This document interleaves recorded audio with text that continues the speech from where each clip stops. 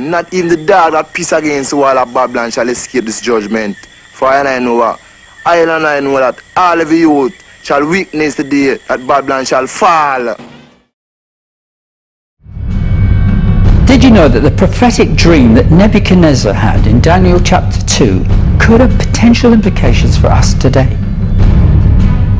The dream featured a huge statue of a man whose splendor was excellent and its form was awesome.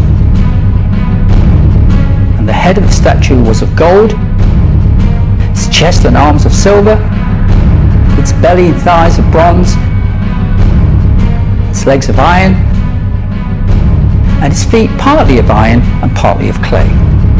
Each section represented a kingdom, and the head of gold was one of those kingdoms of Babylon, ruled by Nebuchadnezzar himself.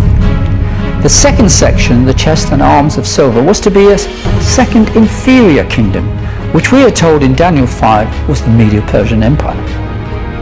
The third kingdom, the belly and thighs of bronze, was Greece, ruled by Alexander the Great. And the fourth kingdom, the legs of iron, was undoubtedly Rome. The fifth kingdom, however, is the feet of iron and clay, and that is the kingdom that will be smashed by the rock, bringing down all the other kingdoms before it.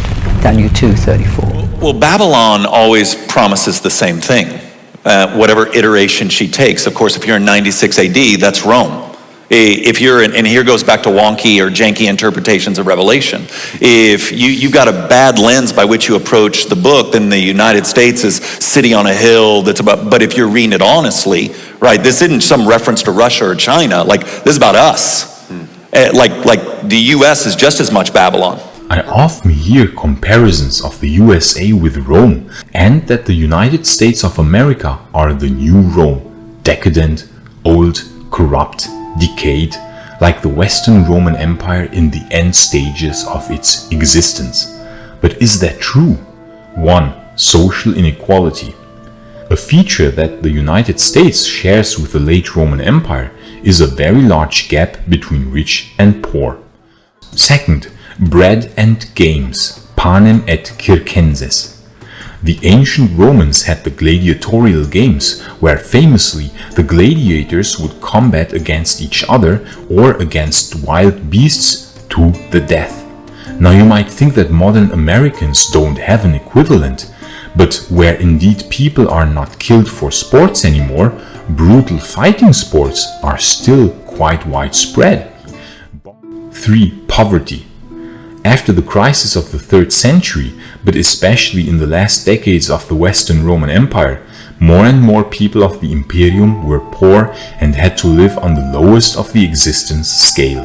Beggars, homelessness, and other forms of poverty became more widespread as the old glory days of the empire had slowly faded. Compare this to modern-day American cities such as Los Angeles and San Francisco, where homelessness is rampant. Thousands upon thousands of people live in the most appalling conditions, where even third world countries are having a hard time replicating this. And quite bizarrely, this all takes place with a backdrop of technological splendor, skyscrapers, and the lofty homes of the rich. 4. Decay. I quite often already talked about the state of the city of Rome in the late 5th and early 6th centuries AD. The glory days were over and Rome had to endure 3 brutal sacks in the 5th century. The population had dropped dramatically and many parts of the city would now slowly start to fall into decay. American cities such as Detroit, Philadelphia, and many others. There is widespread decay and many parts of these cities fall into disrepair, while only some parts are being maintained and look nice. Especially outlying regions or poor areas are left to decay and fall completely into ruin. 5. Constant wars. The late Roman Empire found itself entrenched in constant warfare. From the crisis of the 3rd century to the last years of the Western Roman Empire and later continuing in the Eastern Roman Empire, there was almost constant warfare. The United States, after being established only 246 years ago as of release of this video, also found itself entrenched in constant warfare.